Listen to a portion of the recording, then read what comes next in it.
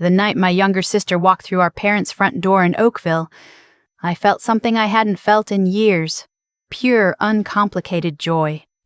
It had been 14 months since I'd seen her in person. 14 months of text messages and the occasional video call where the connection kept cutting out, and we'd spend half the time saying, "Can you hear me?" She'd been living out in Kelowna, working at a winery, doing something vague with events and hospitality that I never fully understood but always sounded more glamorous than my life. She called it curating experiences. I called it pouring wine for tourists, but I never said that out loud. She came in through the back door the way she always did growing up, the way that used to drive our mother crazy because it meant tracking mud across the kitchen tiles.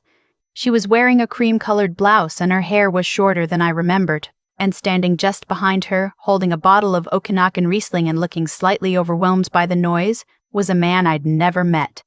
His name was Patrick.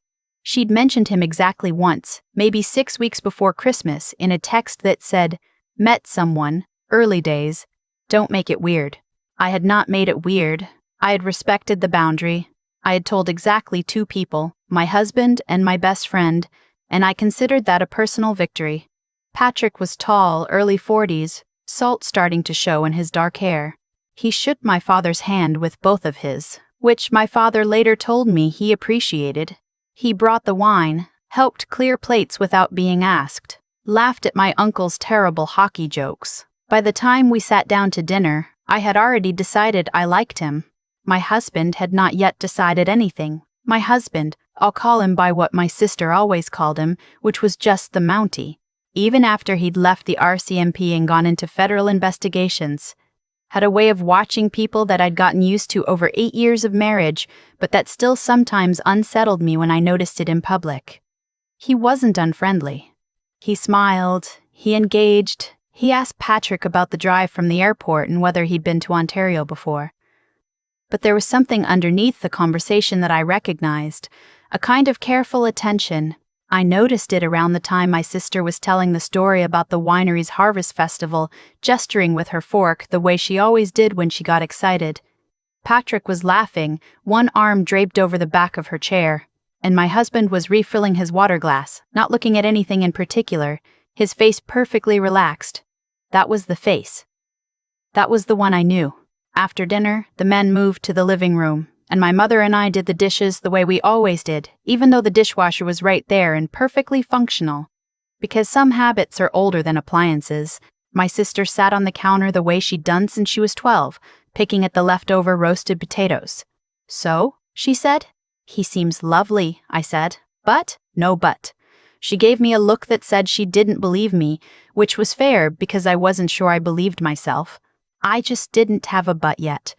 I had a feeling, which is different, and I've learned over the years not to lead with feelings when I don't have the words to back them up. Later that night, after my parents had gone to bed and my sister and Patrick had taken the guest room, my husband and I lay in the dark in my childhood bedroom with the old quilt my grandmother made and the sound of the baseboard heater clicking the way it had always clicked. "You were quiet tonight," I said. "I'm always quiet." "Quieter." He didn't say anything for a moment. Then, "The timing's off." "What timing?" She said they met in September, that he'd just moved to Kelowna from back east.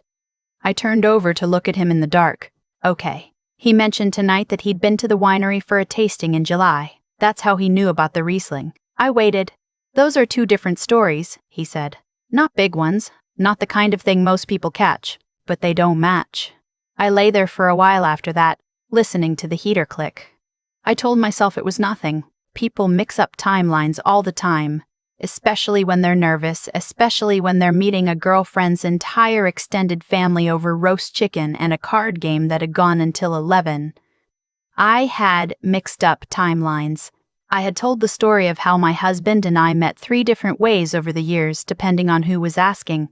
I told myself that, and then I thought about my sister's face when she'd introduced him at the door. The way she'd watched him instead of us, for just a fraction of a second, like she was checking something. 2 days later, we were all at my parents' place again for leftovers and a Raptors game nobody really cared about. Patrick had been perfectly easy company the entire visit. He helped my father with something on his laptop. He and my sister did the grocery run together and came back with the right things. He remembered that I took my coffee without sugar. My husband came to find me in the kitchen while I was slicing the leftover turkey. He said it quietly, not a whisper exactly, but the voice he used when he was being careful about walls and who might be on the other side of them. "Can you find out his last name?" I set the knife down. "I know his first name," I said. "You know the first name she gave him." I stared at my husband for a long moment. He wasn't being dramatic. That was the thing about him. He was never dramatic. He said difficult things in the same tone other people used to discuss whether it was going to snow. "What are you thinking?" I said. "I'm not thinking anything yet. I'd just like to know his last name." I found it that evening, not by doing anything covert, just by noticing the tag on his luggage in the front hall when I went to get my coat. He'd flown in with a carry-on and a duffel had one of those paper bag tags from the airline still attached. The last name on the tag was not the last name my sister'd mentioned in passing 2 weeks before the visit, in one of her rare phone calls when she'd said his name in full and I'd written it in my head the way you do with names you're planning to Google later. It was different, not wildly different. Not a different ethnicity or anything that would have stood out in conversation, just a different name. I went back to the living room. My father was arguing with the TV about a call. My sister was laughing at something on her phone. Patrick was at the other end of the couch, relaxed, in thick wool socks my mother had probably produced from somewhere. I sat down next to my husband. I didn't say anything. I just took out my phone and typed the name from the luggage tag and handed it to him. He read it. He handed the phone back. He watched the game for another 20 minutes. That night, very late, after everyone was asleep and the house had settled into its night sounds, he told me what he'd found. I want to be careful here about what I say, because I'm still working through what it means and what my sister did and didn't know. What I can say is that the name on the luggage tag had a history that the name she'd given us did not. Not a violent history. Not a criminal history exactly, but a pattern, a financial pattern that had followed the man I'd met that weekend through 2 provinces and at least 3 relationships before my sister. He wasn't a con artist in the movie sense. He hadn't emptied anyone's accounts or run off with anyone's savings, but there were 2 women in his past. My husband had found public records, court filings, a small claims case in Manitoba, who had ended relationships with him after discovering that money had moved in ways they hadn't agreed to. Not large amounts. Not the kind of thing that makes the news. The kind of thing that makes you look at your joint account one afternoon and realize you can't explain where $4,000 went, and then you start asking questions, and then things fall apart. My sister had been with him for, depending on which timeline you believed, somewhere between 5 and 8 months. She had mentioned, in passing over the summer, that she was thinking about buying into the winery, a partial ownership stake, the kind of thing you'd need to pull together a significant amount of money to even discuss. I didn't sleep that night. I went back and forth in my head the way I always do when I'm trying to think through something that also has feelings attached to it. Because the thing is, I didn't know for certain that he was doing this again. I knew what had happened with other people in his past. I knew his name wasn't what she thought it was. I knew the timelines didn't match. I didn't know what he was planning, or if he was planning anything. People change. People use different names for complicated reasons. People have messy financial histories that don't mean they're going to do it again. But I kept thinking about my sister on that counter, picking at the leftover potatoes, asking so, and I kept thinking about the winery steak, and I kept thinking about the face my husband had made at dinner, that specific, careful attention, and how he had never once in 8 years been wrong when he made that face. In the morning, my sister came downstairs early. She was the kind of person who had always woken up before everyone else, made coffee she didn't need help making, and sat with it at the kitchen table looking at her phone. I came down and found her there, and I poured my own cup and I sat across from her. She looked up. "What?" she said. "I need to talk to you about something." "Okay." She set her phone down.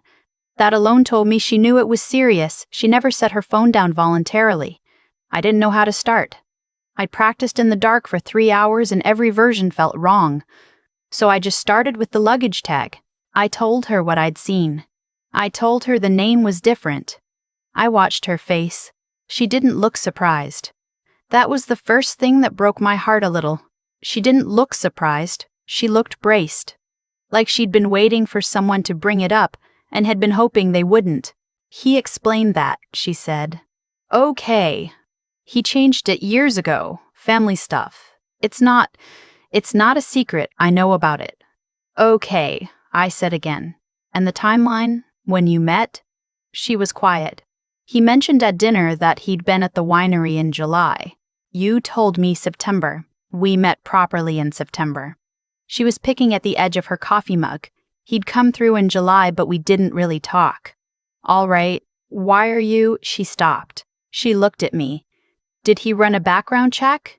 Did your husband? He looked into public records. Yes. She was quiet for a long time after that, long enough that I heard the heater in the other room, long enough that I started to worry I'd gotten this wrong, that I was the person who'd walked in and blown something apart that didn't need to be blown apart. Then she said, he told me about Manitoba. My chest went very still. He told me there had been a situation with an ex. That money got complicated. That it hadn't been entirely his fault, but that he hadn't handled it well. There were two, I said. Two separate women. Two separate provinces. I watched her absorb that. I watched her pick it up and turn it over and set it somewhere in her mind where she could look at it. He told me one, she said. I know. The conversation that happened after that is mostly hers, and I won't put all of it down here, because some things that get said in a kitchen at 7 in the morning over coffee belong to the person who said them. What I'll say is that she cried, and I held her, and she was furious at me for a little while, and then she was furious at him, and then she was just exhausted in the way you get when something you'd been quietly hoping wasn't true turns out to be true. She had been thinking about the winery stake. He had brought it up. He'd framed it as an investment opportunity, something they could do together, a future thing. She hadn't committed anything, but she'd been considering it. She'd moved money around in her head, the way you do when something starts to feel real. Patrick came downstairs at 8:30. My parents were still upstairs. My husband had come to the kitchen doorway and was leaning against it, not saying anything, which was the right thing to do. My sister looked at Patrick across the kitchen table for a long moment. Then she asked him very quietly about the second woman in Manitoba, the one he hadn't mentioned.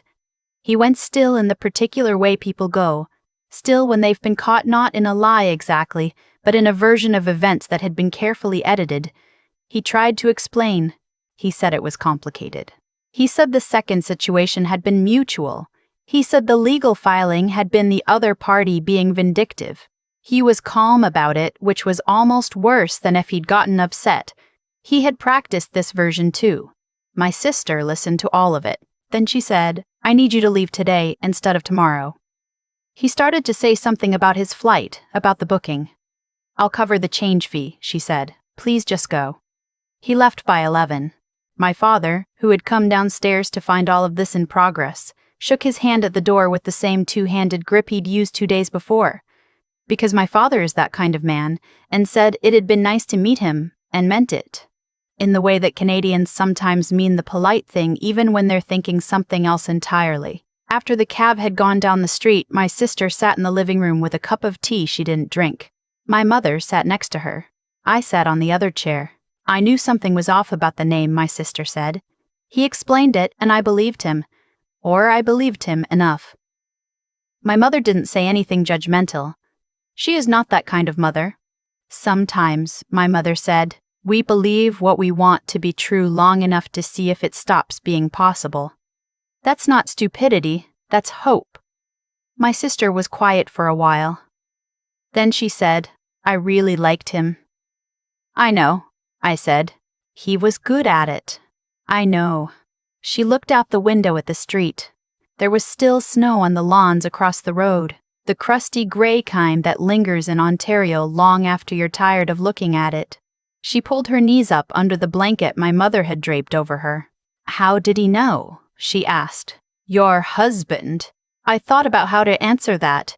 He said the timelines didn't match, I said. He noticed 2 different versions of the same story. She nodded slowly. He's never going to let me live down the fact that I once told him he was too suspicious of people. I laughed. It came out a little ragged around the edges, but it was real. No, I said. He's not. She left 2 days later, back to Kelowna, back to the winery, back to the life she'd been building that was entirely her own and that Patrick had never actually been a part of. Not really, not in the way that counted. She texted me from the airport, just a heart emoji, and then, a few minutes later, "Tell your husband," I said thanks, grudgingly. I showed it to him. He smiled in the small way he smiles when he doesn't want to make a thing into a bigger thing than it is. "She'll be all right," he said.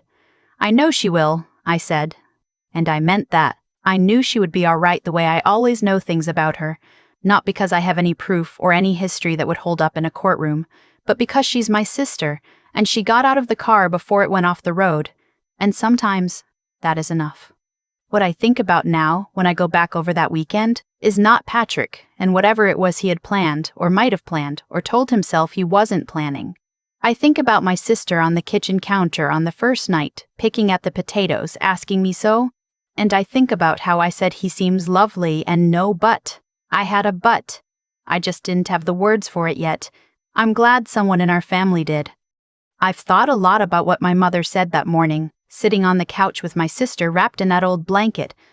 She said sometimes we believe what we want to be true long enough to see if it stops being possible. I've been turning that over ever since, because I think it's one of the most honest things I've ever heard anyone say about hope. And about the cost of it. My sister isn't naive.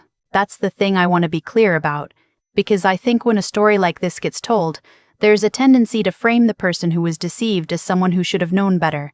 She's sharp. She built something real out in Kelowna, entirely on her own. In her early 30s, in an industry that doesn't make it easy. She's the kind of person who reads contracts before she signs them and asks follow-up questions when something doesn't sit right. Patrick didn't fool her because she wasn't paying attention. He fooled her because he was practiced at it, and because she wanted the thing he was offering to be real. That distinction matters to me. There's a difference between being deceived and being careless. And understanding that difference is, I think, where something useful actually lives. What I keep coming back to is the luggage tag. My husband didn't go looking for trouble that weekend. He wasn't trying to catch anyone out. He noticed 2 stories that didn't match. And he sat with that quietly, and when I handed him the phone with the name from the tag, he didn't say I knew it or make it into a moment about himself. He just kept watching the game for 20 minutes. That kind of restraint, the ability to hold a suspicion without immediately acting on it, to wait until you have something real before you say anything, that's not instinct. That's something you build deliberately, over a long time, because you've learned what it costs to get it wrong in both directions. I didn't handle it perfectly either. I sat on what I knew for a full night before I talked to my sister. Part of that was cowardice. I didn't want to be wrong, didn't want to be the one who broke something that turned out to be fine. But I also think part of it was that I needed to be sure I was doing it for her, and not for the feeling of having been right. Those 2 things can look identical from the outside. From the inside, they feel completely different. My sister asked Patrick to leave and he went, and she paid the flight change fee, and she went back to Kelowna 2 days later, and she's still there, and she's okay. That's the ending, and it's not dramatic, and I think that's exactly right. The most important moments in a family don't usually look like much from the outside. They look like 2 women sitting at a kitchen table at 7 in the morning with coffee going cold between them, saying the thing that needed to be said. What I'd want anyone to take from this, if there's anything to take, is just that paying attention is its own kind of care, not suspicion. Not assuming the worst about people. Just noticing when 2 things don't match, and having the honesty to sit with that, instead of looking away because looking away is easier. My husband did that. I eventually did that. And my sister, when it counted, did it too. She texted me last week about something completely unrelated, a new release from the winery. Something about an early Pinot. She ended the message with a small joke about trusting her instincts. I laughed out loud in my kitchen, alone, at 9 in the morning. That felt like exactly the right place to land.